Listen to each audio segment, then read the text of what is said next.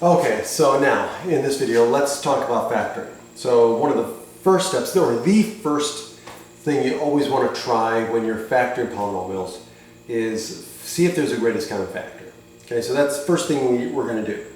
Okay, so let's start talking about greatest common factor. So as we talk about polynomials, remember polynomials are just numbers that are represented by algebraic expressions. Okay. So if I want to factor a number, I'm looking for the greatest common factor, just like remember when you took elementary and we looked at the distribution property, and we want to factor out a, let's say, we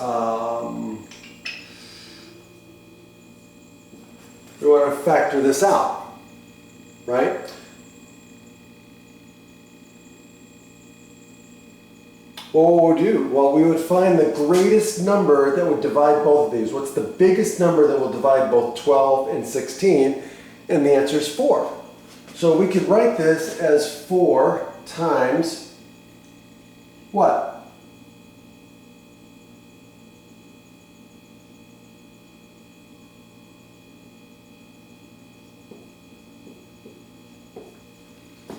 Four plus 3, right?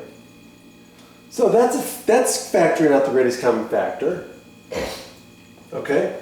So that's what we mean. So now what we're going to do is we're going to do the same thing, but now with a polynomial. So let's look at this. So the first thing we want to do is we want to see what the greatest common factor is of the coefficients. What's the largest number that we can divide all 3 by? Well, the answer is 3. Oops. So I'm going to pull 3 out. Now I look at the x variables. What is the largest power of x that I can divide out?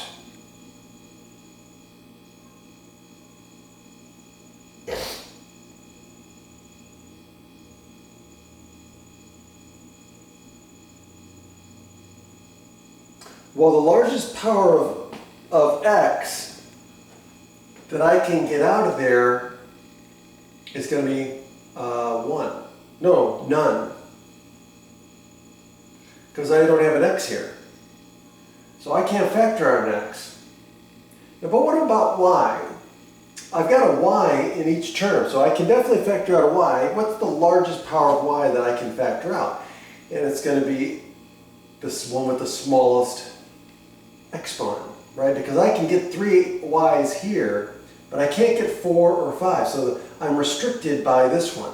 So I'm going to factor out y to the 3rd. And now what I'm going to do is I'm going to now rewrite this with the factor out. So 3 times what equals 6? That's going to be 2. y3 times 1 gives me that, so I'm going to get a 1 here, but that's not going to change anything. And of course I'm going to get the x squared here. Plus 3 times 3 equals 9, so I'm going to get a 3. And then of course I'm going to have my x. And then y to the 3rd times y to the 1 gives me y to the 4th.